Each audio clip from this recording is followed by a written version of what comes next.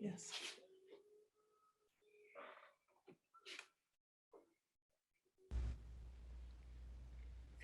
And we want to welcome Will Clipman to Moccasin Tracks. Hi, Will. Good morning. Hi, good Or morning. good afternoon there. Yeah. We've been really enjoying two of your CDs, Spiral Rendezvous, and also In Harmony We Journey. And we played two tracks from your solo CD, Pathfinder. So I think hopefully our audience is enjoying and getting a little taste of all the skills that you have. And so, we read your bio also, and I want to give you an opportunity to add anything that you'd like to add at this point to start out.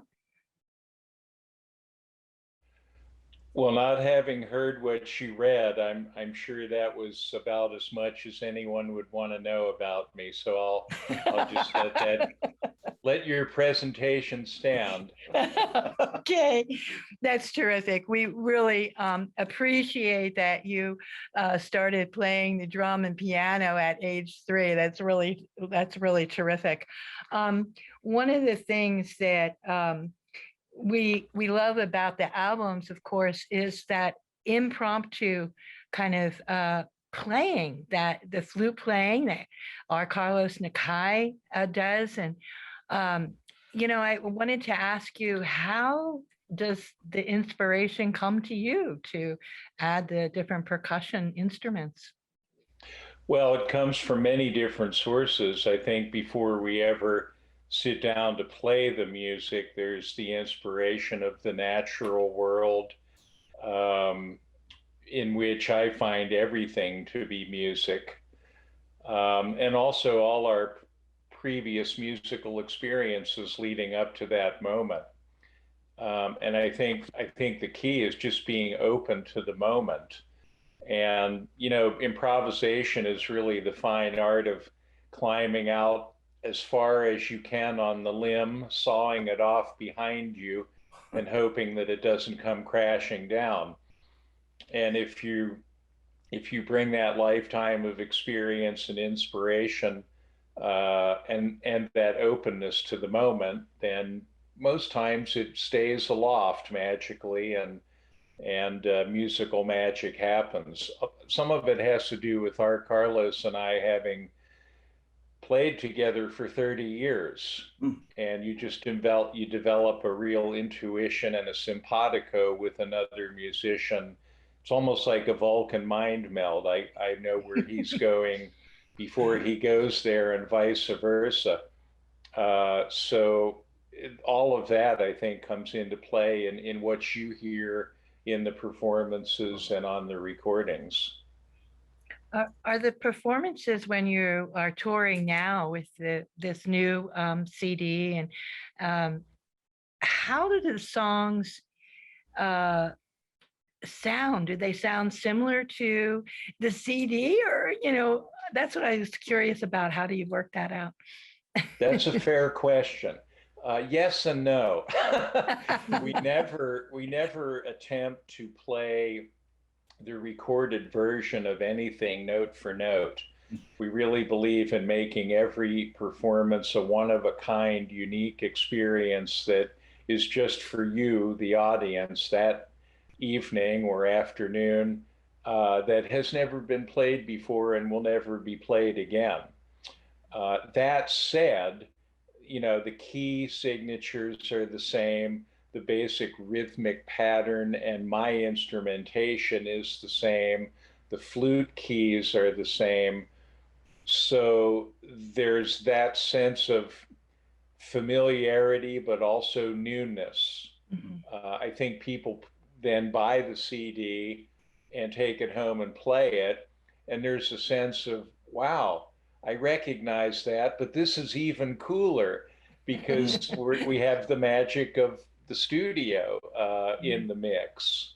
So yeah, it's a little bit of both. I think we try to make it recognizable, but we never try to play it exactly the same way twice. Mhm. That's really cool. Wow. When we played After the Storm from Pathfinder CD, um, I was curious how you produce that. Do you play each track, each instrument, and then layer it up? And it was really fun to hear and recognize some of those instruments, but some are really unique. Yes, I'm kind of known for that. I guess people often see my instruments in concert and want to know what the heck that thing is and where it comes from and what it's made out of.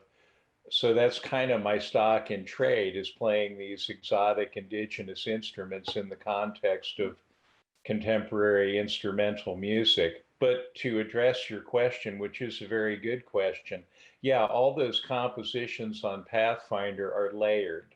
I'll lay down a bed track, usually using the primary drum that's holding the signature rhythmic figure, and then layer it and layer it and layer it and layer it. On some of those songs, there's 6 or 7 or more overdubs. Mhm. And that's the only way I can do it. I can't play all that at the same time. So that's the effect you hear, is kind of almost an orchestration of sound. And it's composed to a degree, but a lot of it is improv in the studio. And a lot of that I have to attribute to my producer, Stephen Butler, who's just brilliant on that particular project. He contributed immeasurably to the creative side of it. And also our wonderful engineer, the late, great master Jack Miller, who I Mm. call the Sonic Buddha.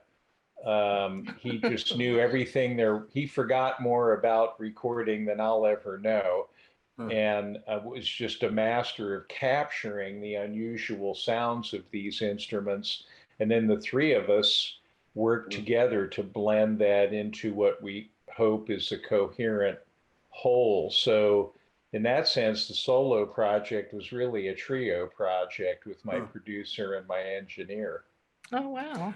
Will, I have a question. Um, Sure. I know that you make and create masks, which I'm very interested in hearing about that.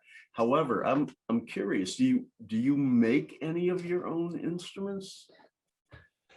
I have dabbled in that. I have made some indigenous Pima flutes that are played by people here in the northern Sonoran Desert.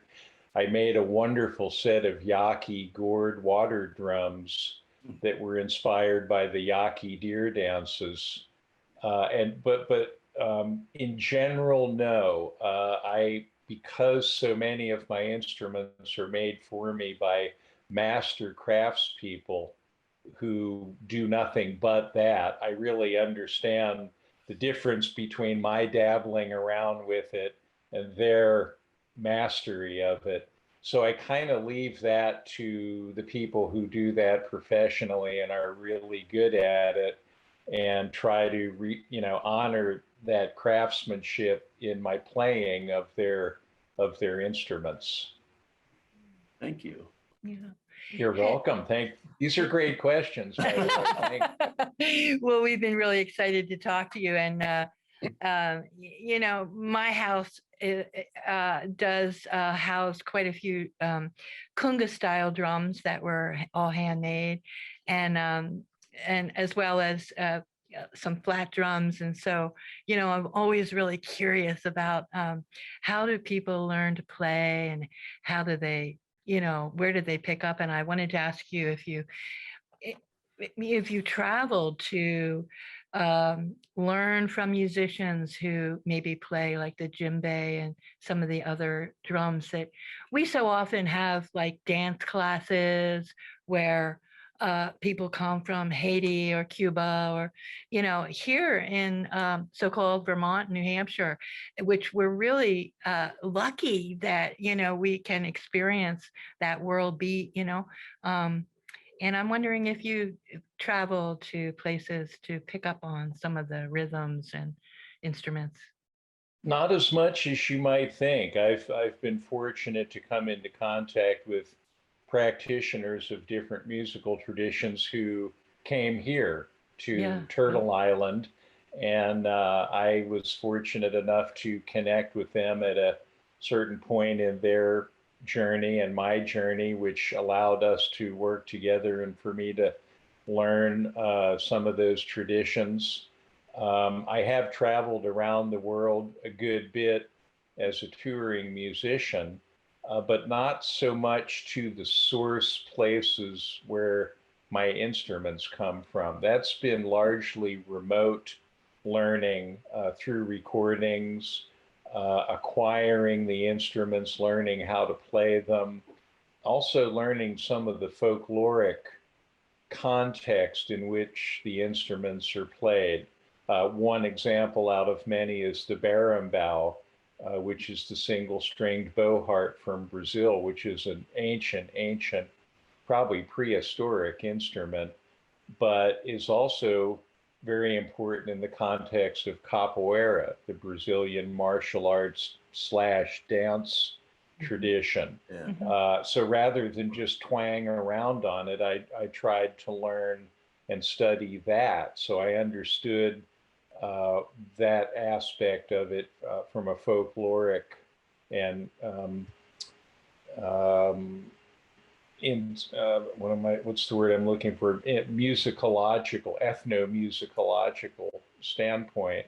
And that circles back to your question about masks. I'm a long time student of world mythology and folklore. So I'm always interested in how music connects with those fields of human experience.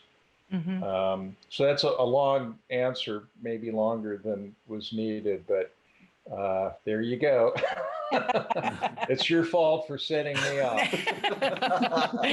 Well, I'm going to quote you here. It, Around the topic of words, you say language can transform, heal, inspire, and change the world in unpredictably positive ways. And you have shared your poetry, you've taught creative writing, you've been even to jailhouses and all kinds of institutions to share some of your knowledge and skills. And you know can I be so bold as to ask you for a story or um, a song, or that you may have shared in some of these places? Sure. Let's see how the old memory is functioning this morning. Yeah, that's a great quote. I can't believe I said something that cool, but somebody wrote it down, so good for them. And I read it, so there you go. Well, Yeah. what's really evident is that you are medicine. Mm. Say again, please. I said, what's really evident to me is that you are medicine to a lot of people. Wow. Well, that's a really powerful affirmation. I certainly aspire to bring, good medicine into the world. So if I've done that once or twice over my career, that's a good thing. So thank you for that. I think maybe I'll recite a poem of mine, if I may be so bold, rather than it tells a story, but it's also um, a poem about keeping the wild spirit alive that we're all born with and that the world conspires to rob us of as we go through this journey. And that maybe is the summation of my intention in doing all the things that I do. It's called Doglight. It's the title poem from my one and only published book. I've been negligent about publishing more. I've got 2 or 3 ready to go, and I'll get to that sooner than later. Wow. But this one is, I think, touches on a lot of those things. It's called Doglight. ignored like the green flash of the fly, passes across a dog's eyes, a beacon to warn our thought-bound brains away from the unthinking rock. Blinks on like the porch light for a short visit from intelligence. Skull glow animates the mask adjusted by a tilt of the head, a moon ray through shifting clouds, a consequence. Burns pale white what wolves know each other by, and stays sometimes to mock our dumb surprise, belie such false obedience. White teeth, bone light, dog's eyes.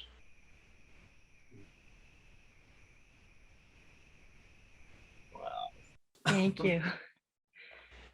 I'm always amazed that I can recite that.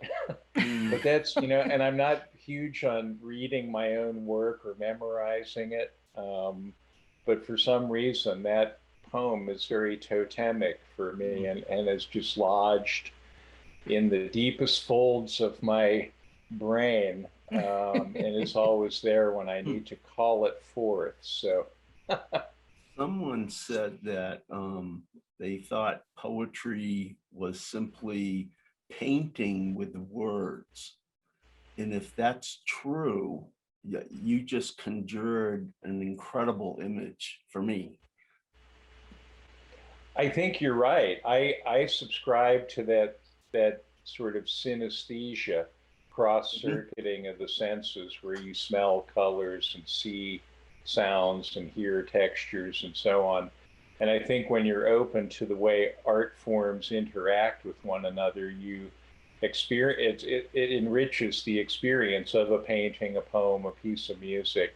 Right. Certainly, our Carlos and I often refer to the music we're playing as painting with sound. Oh, Mhm. And I also have a fun little thing I do with audiences here and there during the concert, which is invite people to close their eyes and watch what I call the movie that's playing on the inside of your eyelids, and kind of Yes. create your own Mhm. cinematic experience of the music. And people try it and report some amazing adventures from having done that. So I think that's true, and I think that's an awareness that's good to have when you're experiencing any art form. Is that it can interact with your life story and your psyche and your emotions and your intellect in surprising ways if you allow that to happen. yeah. When you were expressing dog light, I had this incredible, just muralistic vision of what you were saying. That's great. I'm really glad you had that experience. Thank you. That's my intention. Well, you're doing a great job. Yay. Uh, Uh, you've taught creative writing. Was it over 25 years? What was that experience like? Well, it's actually been 42 years now. Wow. I'm not doing as much of that as formally as I had been before, but as you mentioned, I've taught, or let's say, used creative writing as an instructional vehicle in many different settings, from schools of all grade levels, from kindergarten through high school, colleges, universities, adult and juvenile prisons, psychiatric hospitals, hospices, senior living centers, just about any institutional environment you can think of, I've done workshops in. And what that's taught me is what you touched on earlier, that in that great quote from that really smart guy that we're referencing. I got to meet this guy one of these days. But, the aspect that language has healing power. I really think words are things, And language gets abused and tossed around thoughtlessly and used as a weapon. But it also has a healing instrumentality. And that's what I'm interested in. That's how I'm interested in using it. I think you also really, in teaching writing, a lot of it is just giving permission, rather than making up a bunch of rules that people are supposed to follow. I like to just ask people to say yes to their imagination. Don't turn it into a spelling and grammar test right off the bat. Speak your truth. What is your passion? What is your truth? What is your experience of the world? And if it's exciting to you as you scribble that down, then it's going to have value to other people, and we can worry about the form and the correctness of the presentation later. So that's always been my approach, is to give permission and encourage and find something good in whatever anybody writes, because there's a truth and a validity to everyone's vision, and the more we share that and recognize it, the better off we all are. Yes. I had a question. I was wondering, you have it seems like you're having fun doing your work. What do you do for fun? That's a great question. You guys are asking great questions. Thank you. Very easy for me. Oh, good. Yeah, one thing RC and I always say is don't forget to have a good time. I am so blessed that my work is my passion. So I don't really need to have hobbies. I mean, I get to do what I love for a living, knock on wood. Um, and so, yeah, I mean, there are things I enjoy that aren't specifically work related. I like a glass of wine. I enjoy food. I love being out in nature. I enjoy my friends, my relationship with my wife, the wildlife here at Rancho Improvisoso, which is what we call our home here in northern Sonora. So, I do other things for fun, but by and large, I have such a great time doing my work that I feel I'm just, people say, well, you never take holidays. And I say, well, my whole life is a holiday. I get, well, how could it be better than this? So, and that's just dumb luck. I'm just blessed to be able to do that. Yeah. My sense is, Will, that you are your art. Mm. Mm-hmm. Wow, that's profound and goes to my heart like an arrow. And I agree. And I think, I've always felt like life is the ultimate improvisational art form. And so I really I aspire to that, just to be the art, be the instrument, when I'm playing, be the instrument and let the sound come through rather than having some kind of ego-driven statement that I need to make or technical ability that I need to display. And the same thing is true in poetry. Just let it happen. Show up and get out of the way. There's a t-shirt. Yeah, that's very true. And the way you said it was just like diamond bullet to the forehead, very succinct and powerful. That's poetry. Mm-hmm. Your art is amazing. It really is. Mm-hmm. It's so wonderful to see the the mask making, the storytelling, that you do it all and share it all in such a good way. I really appreciated your newsletter that came out. And we really love seeing your website, and we know you're going to be busy continually planning concerts and touring with the new album.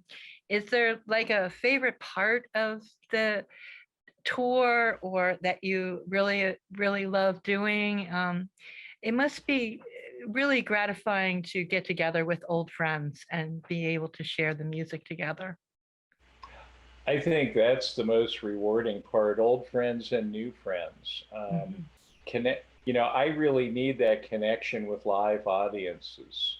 Mhm. A lot of artists, I think, discovered during the COVID era that they actually preferred virtual performance because being in front of a live audience for some people is kind of a necessary evil, a chore, but not something they really enjoy. And for me, that's the reward, is to connect with people and then to do a meet and greet after the concert and have people wait in line for an hour to get your signature on a CD and just tell you how much they enjoyed it or were moved by it or share a story from the distant past having to do with this body of work that one has created.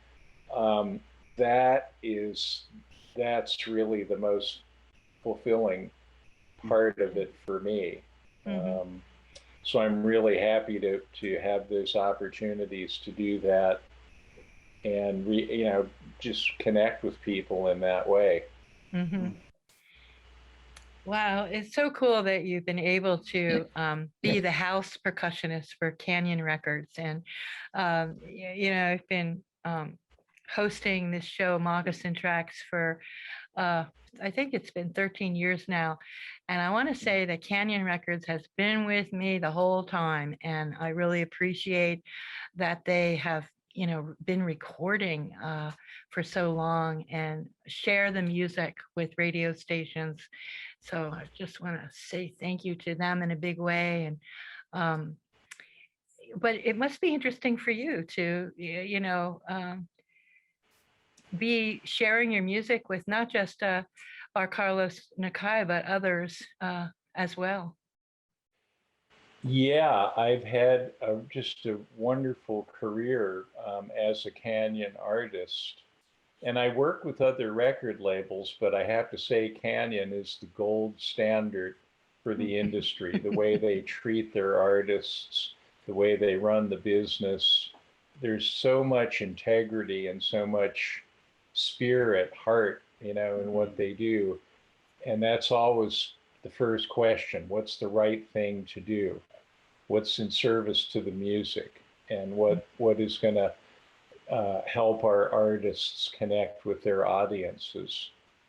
So I feel very privileged to have been working with Canyon Records for 30 years now and have 37 and counting albums out on the label. Wow. And to have accompanied all these wonderful artists, who maybe didn't have their own drummer and just went to Robert and said, well, who do you know that's good? And bless his heart, he would bring me in a lot of the times. And so, that's been wonderful. And yeah, I can't say enough about Canyon Records. It is the gold standard of our industry. We're just going to have to do a station ID. Rick, do you want to? Sure. Go ahead. Stay with us indoor. That's And I'm already on, right? Yeah, you're on. Hello, Kwai.